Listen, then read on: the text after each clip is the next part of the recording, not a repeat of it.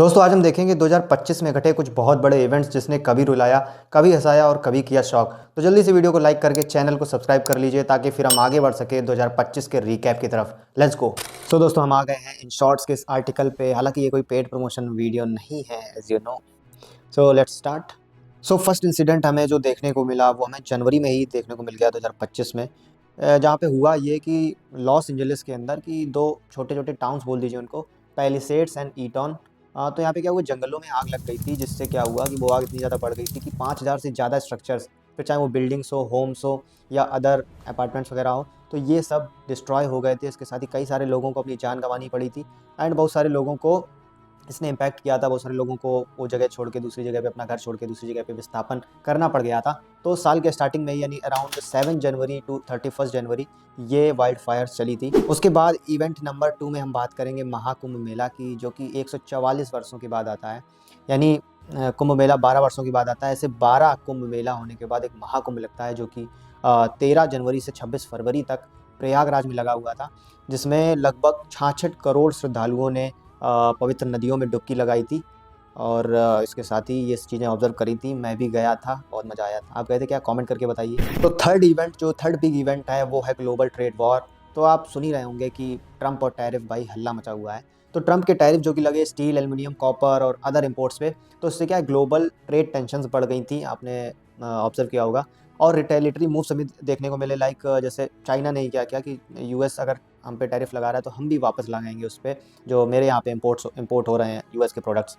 तो इससे क्या है, नेगोशिएशन वगैरह देखने को मिली और पर ट्रेड टेंशन हमें लगातार देखने को मिली। और ये हलचल हमें स्टॉक मार्केट में भी ऑब्जर्व करी कि किस तरह से उस पर भी नेगेटिव असर पड़ा था।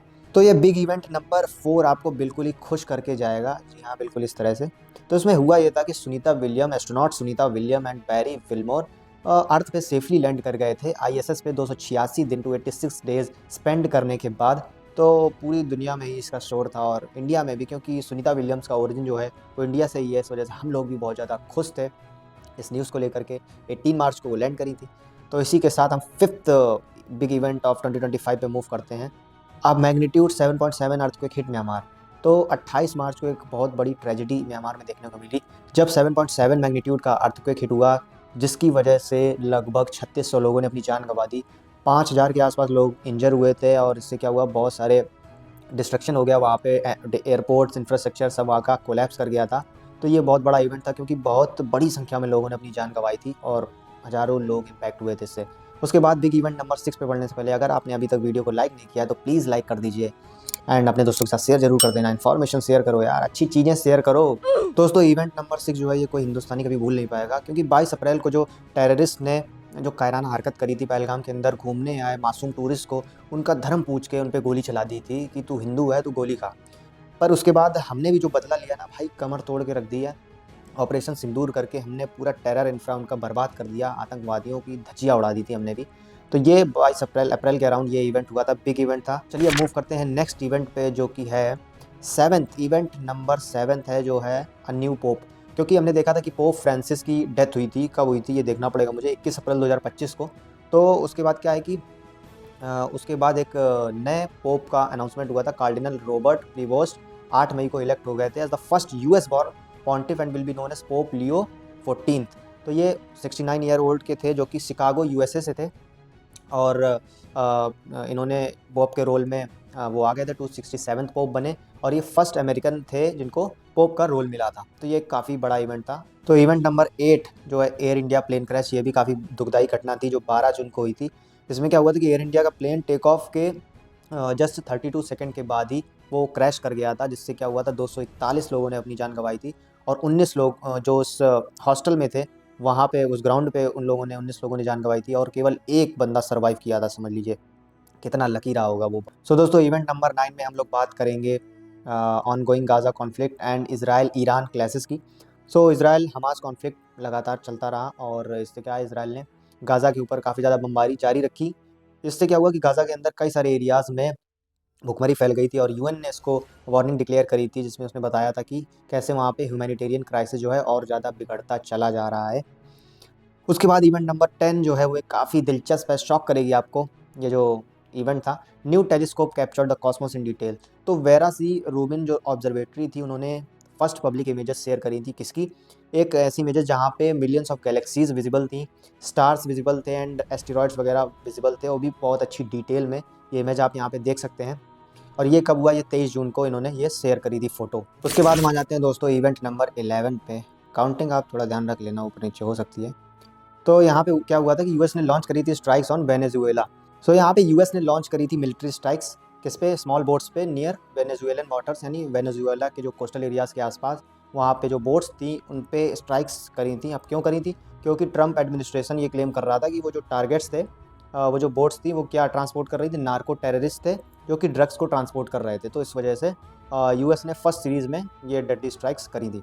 तो दोस्तों इवेंट नंबर 12 में हम बात करेंगे नेपाल जेंजी प्रोटेस्ट की, जो देखने को मिले थे हमें नेपाल के अंदर। तो नेपाल के अंदर जेंजी प्रोटेस्ट सितंबर 2025 के अराउंड स्टार्ट हुए थे। और क्यों हुए थे? क्योंकि गवर्नमेंट ने 26 major social media platform ban कर दिए थे। तो इससे क्या हुआ? वहाँ का युवा इतना ज़्यादा परेशान हो गया कि भाई करप्शन तुम कर रहे हो और ना हमें प्रॉपर अपॉर्चुनिटीज़ मिल रही, एम्प्लॉयमेंट मिल रहा है। तो इससे क्या है कि ये सब नहीं चलेगा, और उन्होंने अकाउंटेबिलिटी और बैन का रिवर्सल के लिए उन्होंने इतना बड़ा वायलेंट प्रोटेस्ट किए थे। उसके बाद देखिए हमें सीज़फायर भी देखने को मिला इसी साल के अंदर। तो ये जो इज़राइल हमास वॉर था ये 2023 के अंदर अक्टूबर के आसपास शुरू हुआ था।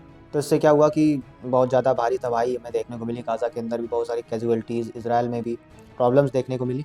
तो इसके बाद हमें सीज़फायर भी आता हुआ दिखा, जहाँ पे ट्रंप जो है इसको मीडिएट कर रहे थे। तो इसके साथ ही हम 2025 के 14वें बिग इवेंट पे आ चुके हैं, जो कि था लूवर हीस्ट। तो 19 अक्टूबर को क्या हुआ कि कुछ चोर जो कि वर्कर्स की तरह अपना वेशभूषा करके आए, वो पेरिस के लूवर म्यूज़ियम में घुस गए सीढ़ी लगा करके, और स्कूटर से क्या है वहाँ से सब माल चुरा के, जो भी आइटम था वहाँ पे वो चुरा के वहाँ से फ़रार हो गए। तो इसकी कीमत क्या थी जो उन्होंने चुराए? Crown jewels worth 88 million euro. तो इतने बड़े अमाउंट की उन्होंने चोरी की, और बताते हैं कि एक डायमंड स्टडेड क्राउन उन्होंने वहाँ पे ड्रॉप भी कर दिया था। गलती से ही किया होगा एब्सोल्युटली। तो इस लिस्ट में 15वें नंबर पे है hurricane Melissa devastated the Caribbean. तो एक बहुत बड़ा बवंडर आया था जिसको नाम दिया गया मेलिसा, और बहुत पावरफुल था, जिसने हिट किया। कहाँ पे आया? कैरिबियन के अंदर आया, जिसने फिर जमैका, क्यूबा, बहामास को 28 अक्टूबर को वहाँ पे बहुत भारी तबाही मचा दी थी, जिससे उसके इम्पैक्ट जो थे उस बवंडर के हैती और Dominican Republic and parts of central America में भी देखने को मिले थे। 16वें नंबर की बात करें तो था world's largest archaeological museum opened in Egypt. So grand Egyptian museum officially open हो गया था और इजिप्ट के अंदर, जिससे वो बन गया था वर्ल्ड का सबसे बड़ा आर्कियोलॉजिकल म्यूजियम, जिसमें कि क्या शोकेस किया जा रहा था? Collection of artefacts from King Tutankhamun's tomb. तो वहाँ पे कोई होंगे, किंग रहे होंगे, तो उनके टॉम्ब से जो आर्टिफैक्ट्स मिले थे, जो सामान पुराना उस समय वो यूज़ कर रहे होंगे, तो वो वहाँ पे म्यूजियम में रखा गया। तो दोस्तों इसी साल के अंदर हमें एआई बूम भी देखने को मिला। हम अपने आसपास ही देख रहे हैं कि सब कंट्रीज़ के बीच में होड़ मची हुई है कि भाई किसके पास कितना दमदार एआई मॉडल है। तो इससे क्या है कि गार्टनर एस्टिमेट करते हैं कि एआई इन्वेस्टमेंट जो है 2025 में वो $1.5 ट्रिलियन है, और जो कि अगले साल तक $2 ट्रिलियन पहुंच जाएगी। तो इससे क्या इतना एंथुसियाज्म था कि एनवीडिया की वैल्यूएशन जो है वो $5 ट्रिलियन को भी क्रॉस कर गई थी, क्योंकि वो एआई रिलेटेड जो है पावरफुल चिप्स वगैरह बनाते हैं। इसके बाद भारतवासियों को एक और खुशखबरी मिली थी, क्योंकि इंडियन वुमेन क्रिकेट टीम ने South Africa women cricket team को 52 रन से हराकर अपना मेडन यानी first ever ICC women's ODI World Cup जीत लिया था मुंबई में। तो चलिए हम मूव करते हैं अपने अगले इवेंट की तरफ, जो कि है car blast near Red Fort in Delhi. तो ये इवेंट फिर से आपको दहला देगा। तो नवंबर 10 में क्या हुआ कि एक पावरफुल कार ब्लास्ट हुआ न्यू दिल्ली के रेड फोर्ट के पास में, जिसमें 10 से ज़्यादा लोगों ने अपनी जान गंवा दी एंड कई सारे लोग इंजर भी हो गए थे। नेक्स्ट जो आज का लास्ट इवेंट रहेगा, कितना 20वां रहेगा शायद, यस। तो उसमें क्या किया था? ऑस्ट्रेलिया ने सोशल मीडिया बैन कर दिया था फॉर एनीवन अंडर 16, यानी कि जो भी 16 ईयर्स से यंगर हैं तो उनके लिए क्या होगा कि ये लॉ जो है एप्लीकेबल हो जाएगा, एंड वो social media sites including YouTube, Instagram, Facebook, x and TikTok वगैरह एक्सेस नहीं कर पाएंगे। तो दुनिया में इसकी काफ़ी प्रेज़ भी हो रही थी कि किस तरह से माइनर्स को प्रोटेक्ट किया जाए। तो ये काफ़ी बड़ा डिसीजन ऑस्ट्रेलिया गवर्नमेंट ने लिया था अपने कंट्री के जो टीनेजर्स हैं उनके हित के लिए। सो दोस्तों आशा करता हूँ आपको 2025 के इन बिग इवेंट्स के बारे में जानने में काफ़ी ज़्यादा इंटरेस्ट आया होगा इस वीडियो के दौरान। एंड इसी के साथ आपका 2025 कैसा रहा कमेंट करके ज़रूर बताइएगा। मैं आपसे मिलता हूँ किसी और एजुकेशनल एक्सप्लेनर वीडियो के साथ। Till then please like, comment, share and subscribe for more such amazing videos. Thank you, bye and happy new year.